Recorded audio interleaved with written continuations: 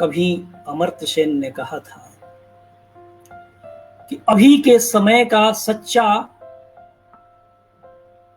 नागरिक वही होगा जो विकास के इस ढांचे को खारिज करेगा, प्रश्नांकित करेगा। गांधी ने पूरे साहस के साथ सवाल करना सिखाया और कहा कि अगर कभी भारत के हित और मनुष्यता के हित के बीच में टकराव हो तो मुझे संशय भी नहीं होगा और मैं भारत के हित के खिलाफ जाऊंगा। जब गांधी यह कह रहे थे तब उनके समय टैगोर और तमाम तरह के लोग भी थे जो राष्ट्र राज्य को और उसकी ताकत और उसकी संरचना में निहित हिंसा को देखते हुए उसके भीतर के लोभ और खतरनाक पहलुओं को समझते हुए यह कह सकते थे। संयोग था कि कोई उन्हें उस समय राष्ट्रद्रोही नहीं कहता था, देशद्रोही नहीं कहता था। और आज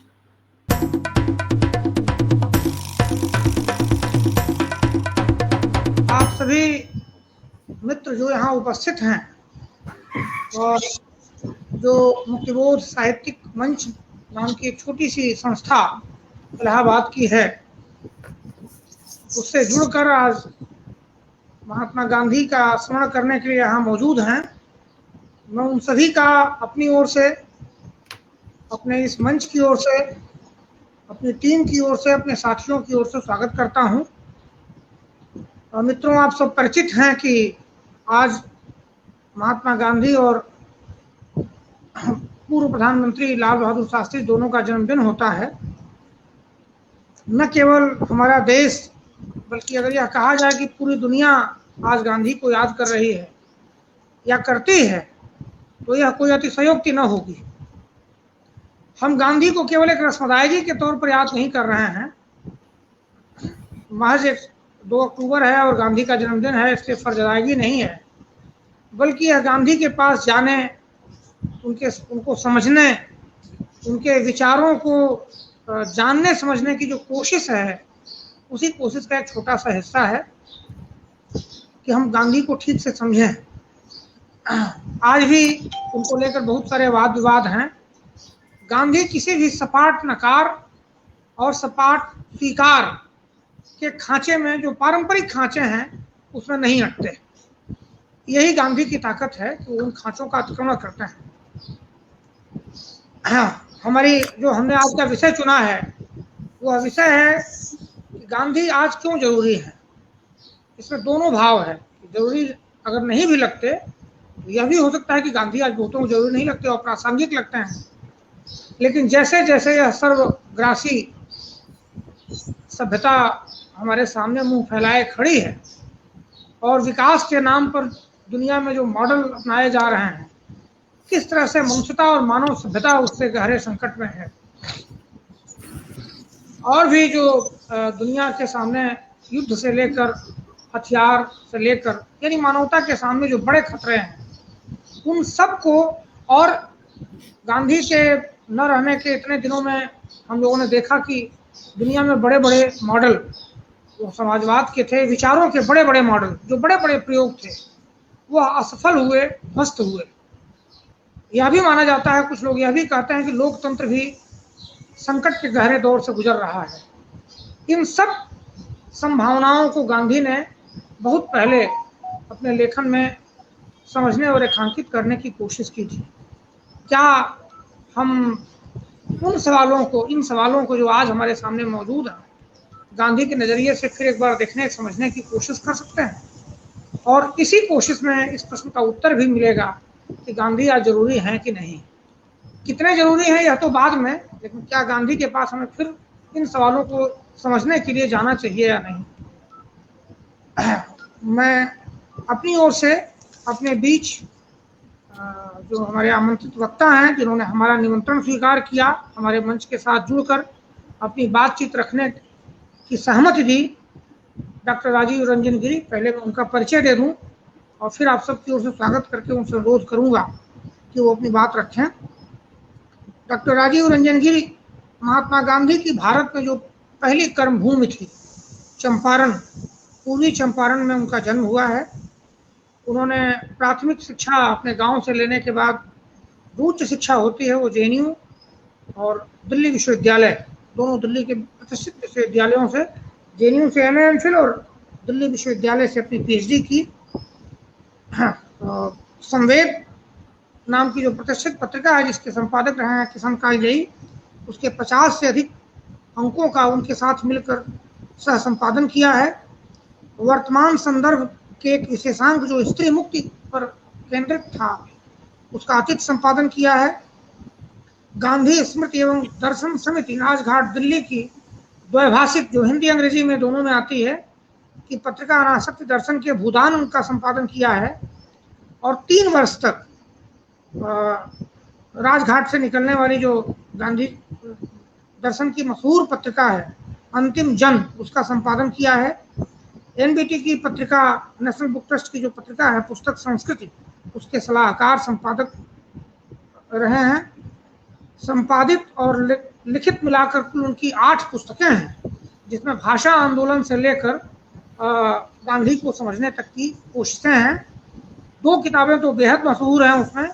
एक तो जो परस्पर नाम से है, राजकमल से प्रकाशित है, भाषा और साहित्य आंदोलन को समझने के लिए, और दूसरी जो नई किताब से प्रकाशित है, गांधी जी पर केंद्रित है। गांधी जी के एक भाषण का शीर्षक लेकर ही उन्होंने किताब का नामकरण किया है, गांधीवाद रहे न रहे।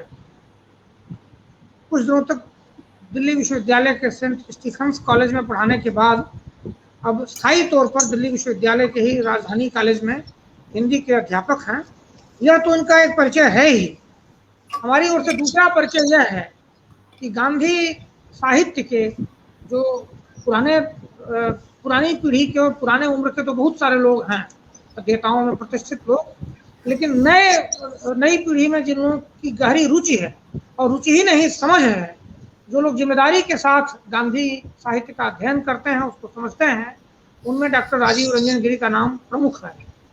मैं बहुत आत्मीयता के साथ, वो हमारे बहुत पुराने मित्र हैं, आत्मीय मित्र हैं, उन्होंने एक बार में हमारा निमंत्रण स्वीकार कर लिया। हमारी बहुत इच्छा थी कि हमारे साथ जुड़कर वो अपनी बातचीत रखें।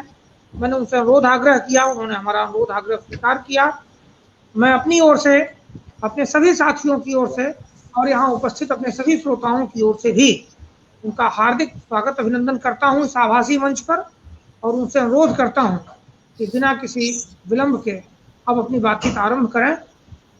डॉक्टर राजीव रंजन गिरी। नमस्कार, मैं मुक्तिबोध साहित्यिक मंच और ख़ास तौर से सूर्य नारायण जी का शुक्रगुजार हूँ कि आज उन्होंने राष्ट्रपिता महात्मा गांधी और उनके अनन्य शिष्य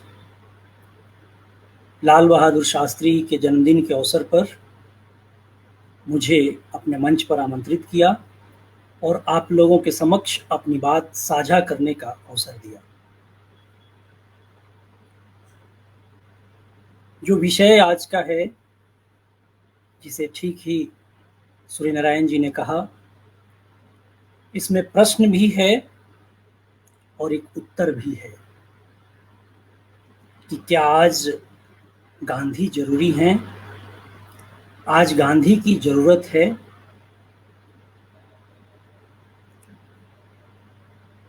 अपने आस पड़ोस, घर परिवार, नातेदार, रिश्तेदारों से बात करते वक्त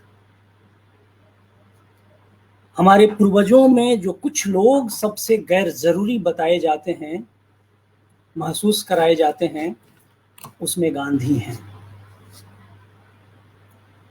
सोशल मीडिया को अगर एक सच्चाई मान लिया जाए तो ऐसा लगता है कि हमारी तमाम समस्याओं के लिए, हमारी आज की तमाम मुश्किलात के लिए जो कुछ एक लोग जिम्मेवार हैं, उसमें एक गांधी है।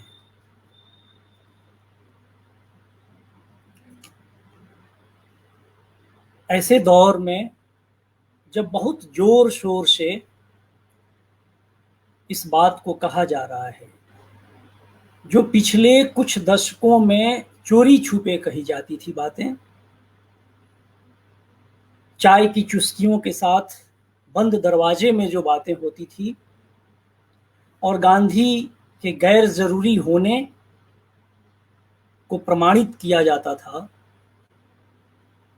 वो अब खुलेआम की जाने लगी है। इस लिहाज से यह ठीक भी है कि कम से कम अंदर की बात बाहर आ रही है। जो विषय सूर्य नारायण जी ने रखा है, उन्होंने कहा भी कि किस तरह जरूरी होंगे, उस पर हम लोग आएंगे। पर ये जो 4 शब्द है, आज, गांधी की जरूरत, इसका जो पहला शब्द है आज, यह आज एकास्मिक नहीं है। यह आज कई तरह की ध्वनियों से बना हुआ है। इस आज में कई परतें हैं।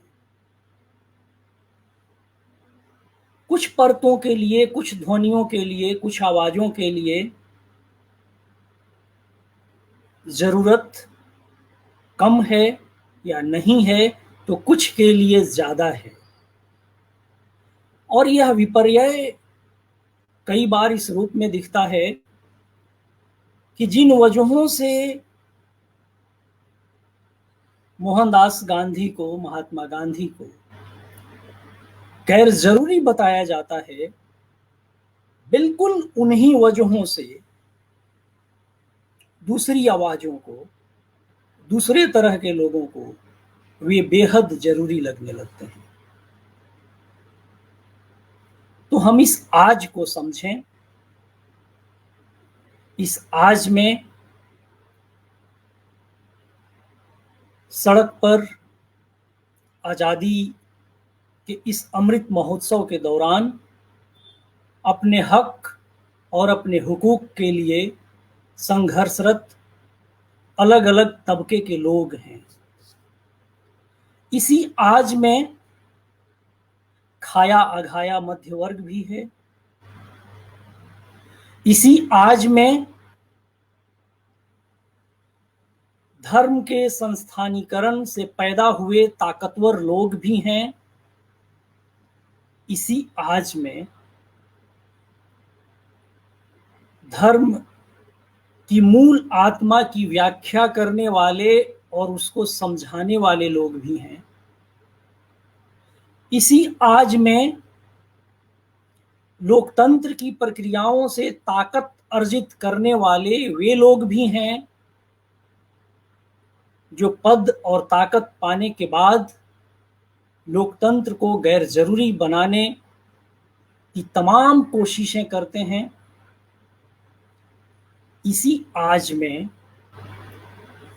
उसी लोकतंत्र की प्रक्रिया के तहत ऐसे वर्चस्वशील विचारों को धकियाकर बाहर करके न्यायपूर्ण और समतामूलक समाज की स्थापना करने का ख्वाब देखने वाले लोग भी हैं।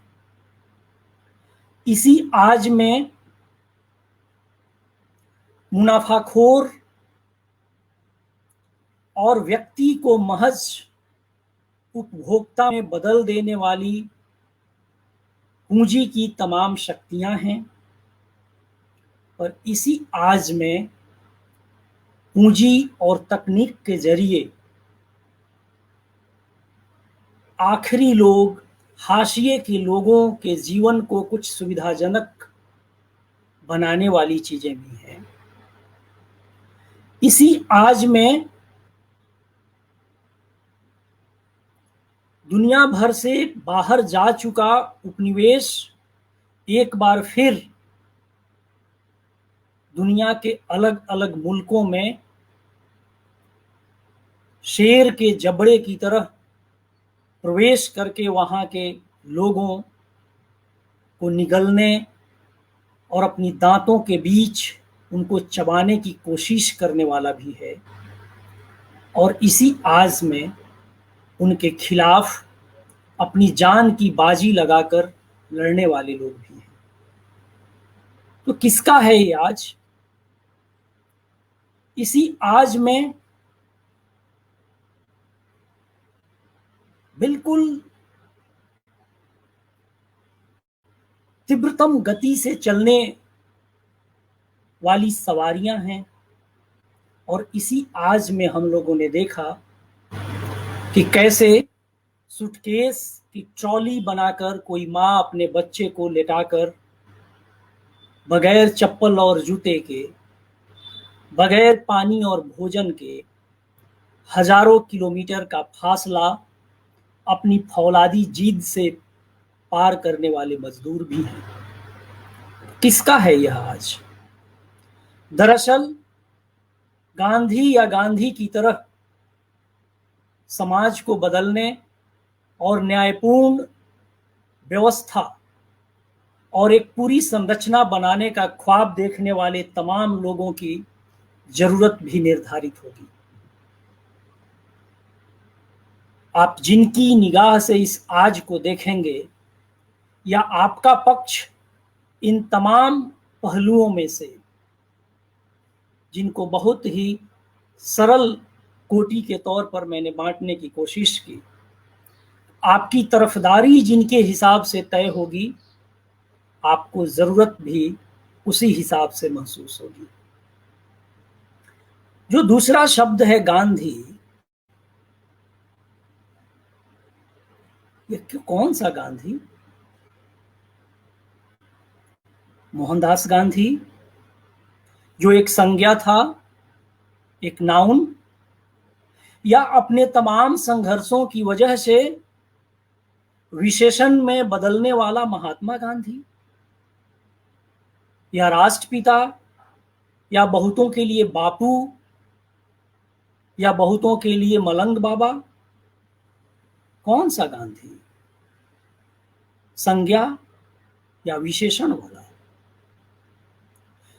जब मैं यह संज्ञा और विशेषण को अलग करके कह रहा हूं, तो मैं उस प्रक्रिया पर जोर देना चाहता हूं, उसकी तरफ ध्यान खींचना चाहता हूं, जिस वजह से कोई संज्ञा विशेषण में तब्दील हो जाती है।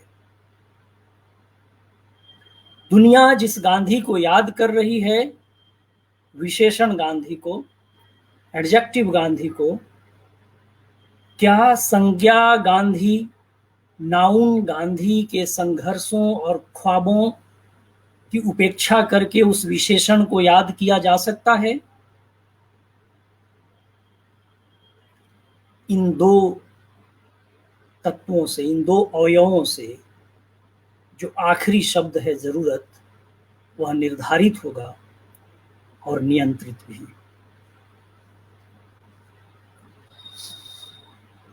गांधी जो सबके लिए अब अपने अपने हो गए हैं, कोटियों में बटे हुए या सीमाओं में महदूद करने की कोशिश करने वालों के। सूर्य नारायण जी ठीक इशारा कर रहे थे कि जो पारंपरिक खांचे हैं, उनमें गांधी नहीं समाते। उनकी शख्सियत जिन अवयवों से बनकर निर्मित हुई है, उसके कुछ अवयव हमारे खांचे और सांचे से फिसल कर बाहर निकल जाते हैं। पर गांधी तो उन तमाम अवयवों का एक पुंज है, जिसमें कई तरह की बातें हैं, जिसमें ईश्वर सत्य है कहने से लेकर सत्य ही ईश्वर है कहने तक की यात्रा है, जिसमें वर्णाश्रम का समर्थन और पारंपरिक पेशे की बात करने से लेकर उन्हीं शादी में शामिल होने की बात भी है जो अंतरजातीय हो, जिसमें वे तमाम अवयव हैं जिनकी वजह से दूसरा पक्ष किसी और पक्ष की ओर उनको धकेल देता है, बाहर कर देता है। गांधी की कई मामलों में आलोचना करने वाले हिंदी के महान लेखक हरिशंकर परसाई का एक निबंध है, महात्मा गांधी से कौन डरता है। उस निबंध में परसाई जी ने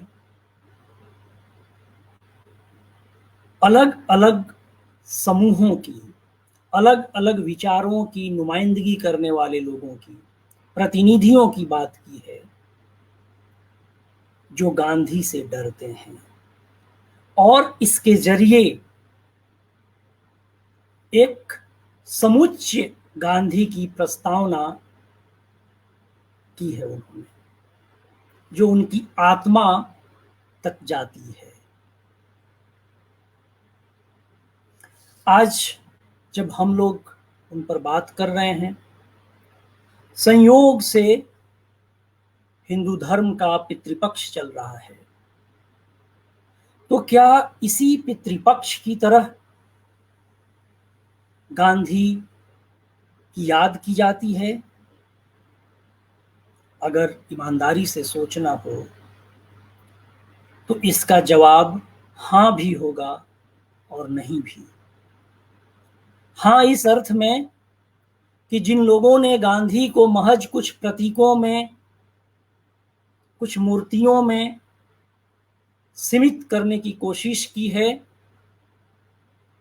उनके लिए पितृपक्ष में जैसे पुरखों की याद की जाती है, जो महज याद भर रहे, उसकी चेतना प्रवाहित होकर हमारे पास न आ जाए, हमारे मौजूदा समाज को बदलने की कोशिश में उसकी कोई तरकीब न दिखे, वह बड़ा भोला भाला, इतना सहज और सरल दिखे जिसको हम कुछ भी सुना सकें और अपनी मनमर्जी की तमाम चीजें कर सकें, या उसको महज हम कुछ प्रतीकों में जो हमारे लिए सुविधाजनक है या हमारे राजनीतिक सहीपन के हिसाब से, हमारे पॉलिटिकल करेक्टनेस के हिसाब से जो दिखे, जिसके कील और कांचे, जिसके विचारों का खुरदुरापन और लड़ने वाले तमाम कील कांटे हम खरोंच कर जिसे अलग कर दें, उस तरह भी गांधी को याद करते हैं लोग। गांधी को याद करने वाले कुछ ऐसे लोग भी हैं जो यथा स्थिति को बरकरार रखने के लिए ढाल के तौर पर गांधी को सामने करते हैं, जो सहिष्णुता और हिंसा को खारिज करने के नाम पर शोषण मूलक संरचना को बरकरार रखना चाहते हैं।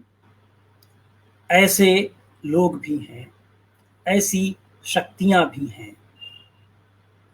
हम सब, आप सब जानते हैं कि आज वे लोग भी गांधी को याद कर रहे हैं, पर मुक्तिबोध साहित्यिक मंच अगर गांधी को याद कर रहा है, उसका अभिप्राय पितृपक्ष की तरह कोई ऋण उतारने जैसा नहीं है। हम गांधी को असहमतियों के साथ, जिरह के साथ, बहस मुबाहिसे के साथ याद कर सकते हैं। मित्रों, जिस दौर में गांधी की जरूरत को लेकर हम बात कर रहे हैं, उसमें याद रखना होगा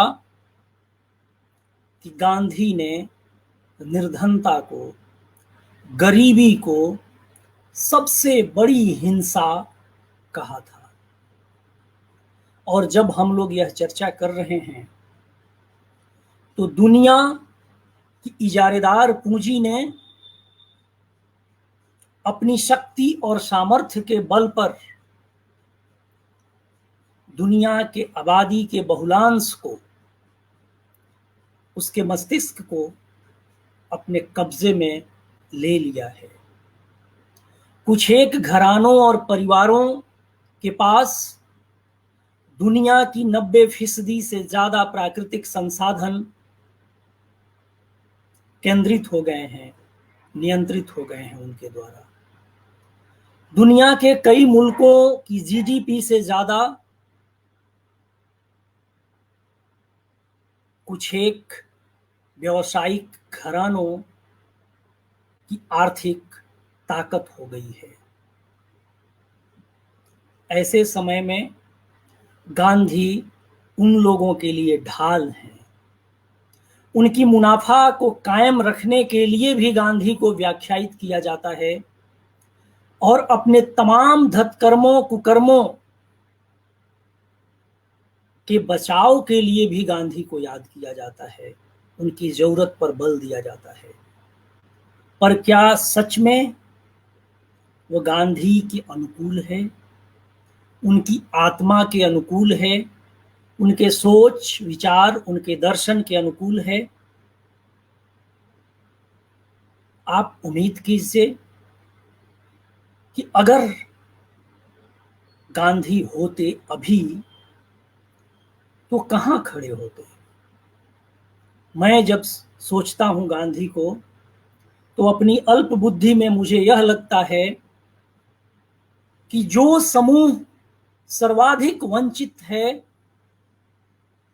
और जो अपने वंचना के खिलाफ किसी तरह की चेतना से लैस होकर संघर्ष की कोशिश कर रहा है, गांधी उनके साथ खड़े होते, उनके बीच होते। आप उन समूहों की पहचान सगुण रूप में अपने देश में भी और दुनिया के तमाम देशों में भी कर सकते हैं। गांधी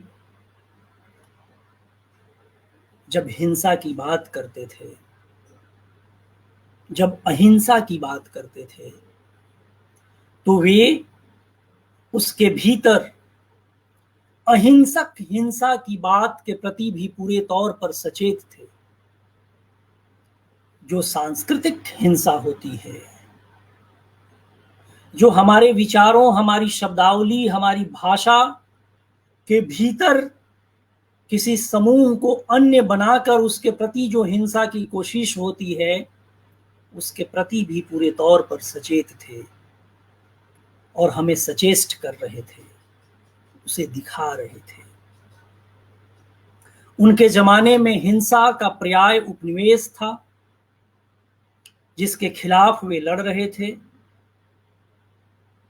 अपने भारत हित की कामना और कल्पना को लेकर सड़क पर आए थे, लगातार जेल जाते थे।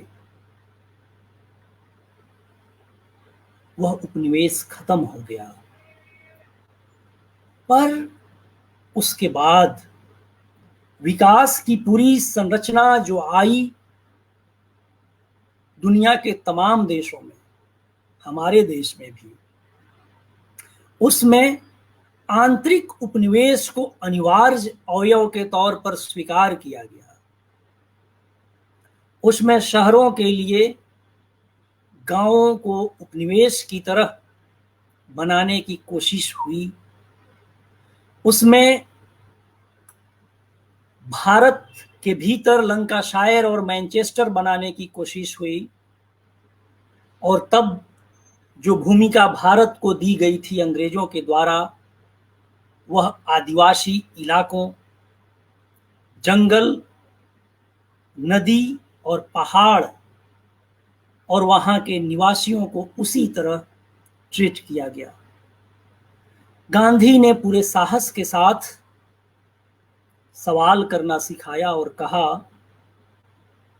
कि अगर कभी भारत के हित और मनुष्यता के हित के बीच में टकराव हो तो मुझे संशय भी नहीं होगा और मैं भारत के हित के खिलाफ जाऊंगा।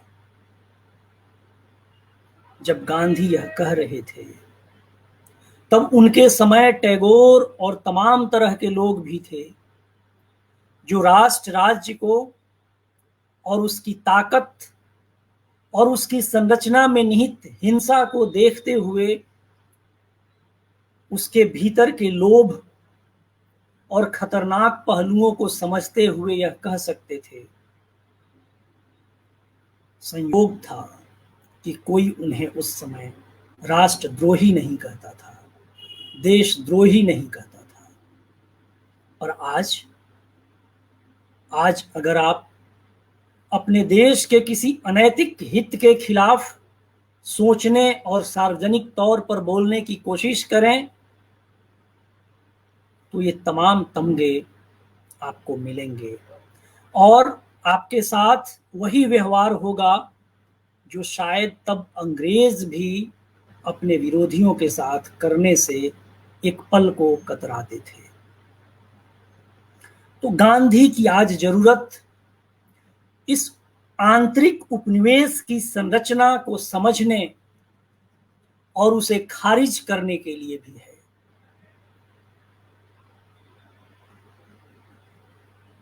कभी अमर्त्य सेन ने कहा था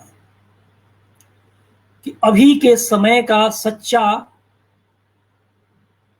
नागरिक वही होगा जो विकास के इस ढांचे को खारिज करेगा, प्रश्नांकित करेगा। जो कभी हमारे पूर्वज कबीर जैसे लोगों ने, बुद्ध जैसे लोगों ने किया, धर्म की ताकत के खिलाफ बोला, उसके संस्थानीकरण के खिलाफ बोला, अब वही स्थान विकास ने ले लिया है। धर्म विरोधी कहे जाकर कुछ पल के लिए आपको इस धरती पर शायद उतनी यातना न झेलनी हो जितना दंश आप झेलने को विवश किए जाएंगे विकास विरोधी माने जाकर। गांधी ने अपनी किताब हिंद स्वराज में इस शैतानी सभ्यता की पहचान की थी। जो उनके विचारों की बुनियाद और बुलंदी है, उसमें इसे खारिज किया गया था। हम लोग जब ये आपस में चर्चा कर रहे हैं तो हमें ध्यान रखना होगा कि गांधी या वे तमाम लोग जो राजनीतिक सहीपन के दायरे से बाहर जाकर हमेशा सत्य या न्याय की बात करने की कोशिश करेंगे, वे एक के द्वारा दूसरे की तरफ धकेल दिए जाएंगे और दूसरे के द्वारा तीसरे की तरफ धकेल दिए जाएंगे। इसे अगर समझना हो तो हमें उस दौर के अपने बाकी लोगों की तरफ ध्यान आकर्षित करना होगा। गांधी अपने दौर के सांप्रदायिक धर्म के जरिए शक्ति अर्जित करने की कोशिश करने वाले मुस्लिम लीग के नेता मोहम्मद अली जिन्ना के लिए क्या थे?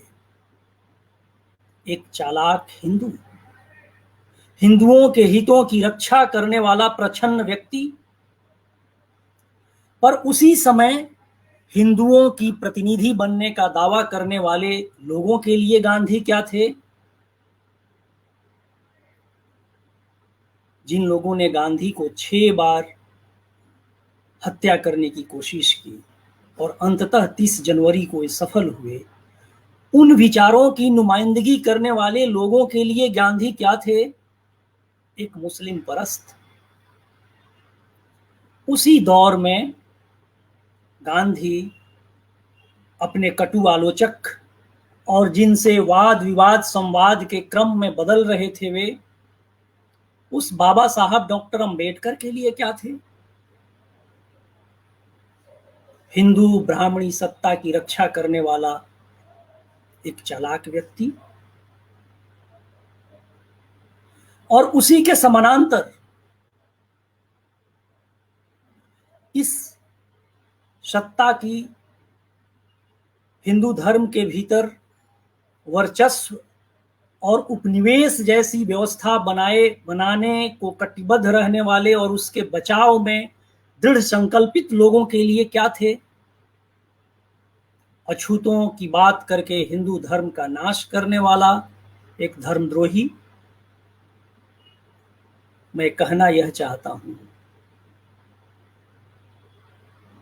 कि जब हम चाहे पीड़ित या वर्चस्वशाली किसी भी एक निगाह को ही राजनीतिक दृष्टि से सही मानकर गांधी को समझने की कोशिश करेंगे तो हम उन्हें धकेल कर हमेशा दूसरे पलड़े की तरफ करेंगे और गांधी किसी के महसूस नहीं होंगे।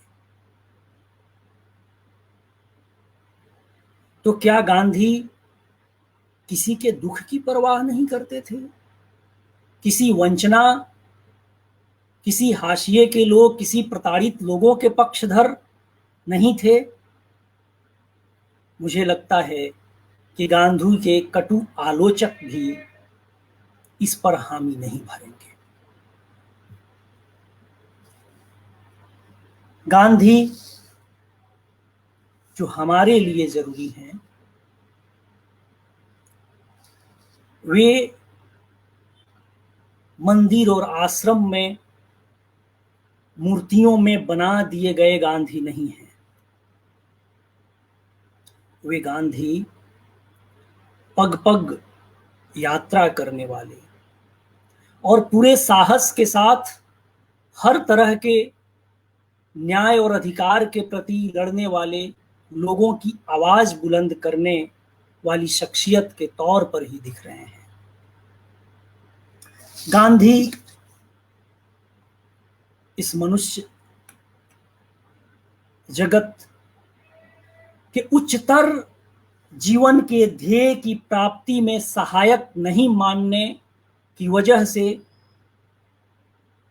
हमारे तमाम आधार और उस पर निर्मित अधिरचना को खारिज करने वाले दिखते हैं और यह चेतना देने की वजह से तरक्की पसंद और प्रगतिकामी समाज की स्थापना की कवायद करने वाला और अपने आखिरी सांस तक उसके प्रति प्रतिबद्ध रहकर अपनी बात कहने वाले व्यक्ति के तौर पर जरूरी लगते हैं, जो यह भी बताते हैं कि भौतिकवादी साधन और मिथ्या चेतना हमेशा एक ऐसी संरचना के बचाव में काम करती है जिसमें हिंसा और पदानुक्रम लाजमी है, जिसमें गैर बराबरी को लगातार बढ़ते जाना है। गांधी के द्वारा लिए गए शब्दों या कुछ एक प्रतीकों में जिसे महज उन्होंने जनता की आत्मा तक प्रवेश करने के लिए चुना था, उसमें नया अर्थ भरकर खुद ग्रहण किया था, वह भी उसके उपयोग की बहुतायत भी एक चुनौती के रूप में गांधी के समक्ष ही खड़ी प्रतीत होती है। कई बार लगता है कि गांधी इस आधुनिक सभ्यता को खारिज करके क्या किसी पुरानी दुनिया में हम सबको ले जाना चाहते हैं और इस लिहाज से उनका नाम ऐसे लोग भी लेते हैं जिनकी आंखें उनके ललाट के पास नहीं बल्कि पीछे लगी हो और जिनके कदम आगे की तरफ बढ़ते हुए दिखें, जो देख तो किसी पुराने अतीत की तरफ हैं पर तकनीक और भौतिक संसाधनों के लिहाज से कदम आगे की ओर बढ़ा रहे हैं। तो गांधी उन लोगों के लिए भी खतरे हैं। वे पुराने प्रतीकों का चयन नए अर्थ भरकर जनता के कॉमन सेंस तक महज जाने के लिए कर रहे थे।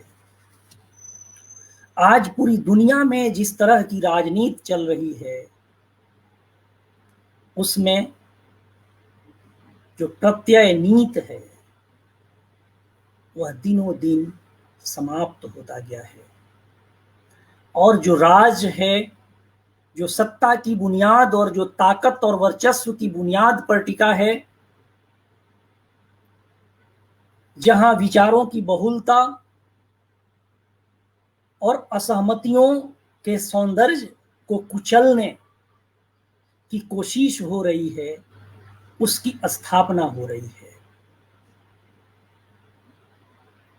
गांधी जिस लिहाज से हमें जरूरी लगते हैं, वह इस नीति की फिर से स्थापना करने की कोशिश करने वाले एक शख्सियत के रूप में है, और यह नीति हमेशा नियत और न्याय के जोड़ से बनने वाली नीति है। यानी इन नीतियों की परीक्षा नियत और न्याय की कसौटी पर होगी। जब इस लिहाज से देखते हैं हम, जहां से मैंने अपनी बात शुरू की थी कि गांधी संज्ञा हैं या विशेषण, तो ये संज्ञा और विशेषण से आगे बढ़कर एक कसौटी के तौर पर दिखते हैं। वे एक प्रतिमान के पर्याय दिखते हैं, वे एक ऐसे सांचे के तौर पर दिखते हैं, एक ऐसे थर्मामीटर के तौर पर दिखते हैं जिससे हम माप सकते हैं धर्मों की सहिष्णुता को, उसकी उदारता और करुणा को जिसके दावे वे करते हैं। हम माप सकते हैं अपनी नीति को तय करने वाले नियंताओं को, जो लोकतंत्र के जरिए शक्ति ग्रहण करते हैं। हम माप सकते हैं अपने अधिकारों के लिए लड़ने वाले जमातों को भी। हम उनको भी इस कसौटी पर परख सकते हैं कि क्या न्याय की लड़ाई के लिए आए या उसके लिए आवाज उठाने वाले आप सभी लोगों के जेहन में अपने प्रतिपक्षी के अन्याय, प्रतिपक्षी के प्रति भविष्य में कोई अन्याय न हो, इसकी चेतना और चिंता का भी कोई अंश है। गांधी के बहुतेरे उद्धरण दिखते हैं, पर उनमें जो एक उद्धरणीय उद्धरण मुझे हमेशा लगता है, जो मैं आप सबसे साझा करना चाहता हूं, Those who seek justice must come with clean hands। जो न्याय के लिए आए, कम से कम उसके हाथ खून से रंगे हुए नहीं होने चाहिए। गांधी जिस रूप में हमें जरूरी लगते हैं, वे इस अस्मिता के दौर में और उस दौर में जब राजनीतिक सहीपन साबित करने के लिए तमाम तरक्की पसंद ख्याल के लोग अस्मितावादी समूहों के पक्ष में बोलते हैं, उन पर सवाल उठाने से कतराते हैं। गांधी सिखाते हैं, गांधी सोचने को प्रेरित करते हैं कि हम उनसे भी पूछें कि उनके द्वारा कल्पित समाज में, उनके स्वप्न लोक में, उनके यूटोपिया में, उनके अन्य के लिए, उनके अदर के लिए कैसी जगह है। क्या महज पदानुक्रम बदल जाएगा उनके स्वप्न लोक में? क्या वे अभी पीड़ित से पीड़क के रूप में अपनी भूमिका देखने लगेंगे,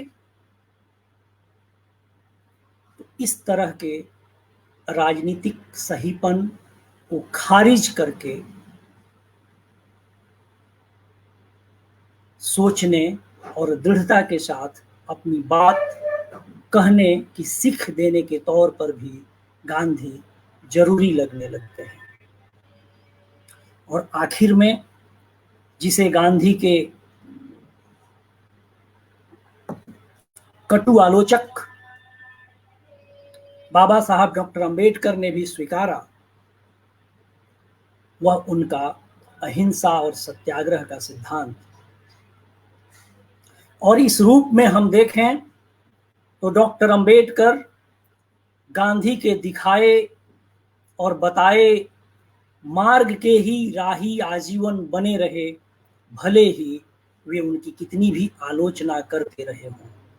हम सभी जानते हैं कि अहिंसा को, सत्याग्रह को राजनीतिक अधिकार या नागरिक अधिकार प्राप्त करने की तरकीब के टूल के तौर पर मोहनदास करमचंद गांधी ने ही, महात्मा गांधी ने ही स्थापित किया था। गांधी के ज्यादातर आलोचक डॉक्टर अंबेडकर तक गांधी के इसी राह के राही बने रहे।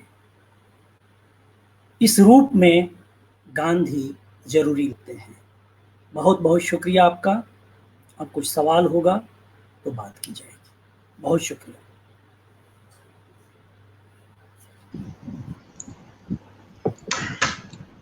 औपचारिक रूप से इस व्याख्यान के लिए या इस बातचीत के लिए अपने मित्र और वक्ता डॉक्टर राजीव रंजन गिरी का धन्यवाद करें।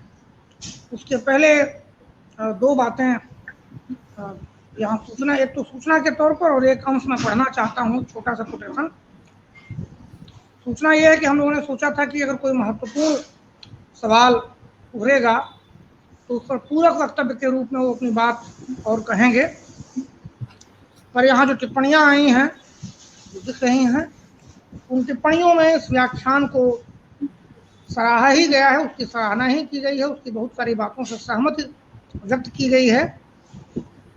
गांधी अपनी भाषा में बहुत सरल थे, बहुत सहज थे। सामान्य व्यक्ति भी उनकी बात समझ जाए, इस पर उनका बल था, लेकिन उसके भीतर मर्म था। बहुत गहरी बातें थी, वो बातें सामान्य नहीं थी, शब्दावली सरल थी। मुझे लगता है कि इसी तरह का परिचय, उसी शैली का परिचय दिया है राजीव जी ने अपनी बातचीत में। पहले आज को व्याख्यायित किया, आज के समय को, कि हमारा समय कैसा है, उसका क्या नक्शा बन सकता है, और उसमें फिर गांधी दोनों पक्षों से, जो गांधी का आलोचना वाला पक्ष है उस पर भी बातचीत की और गांधी के नज़रिए पर भी बातचीत की।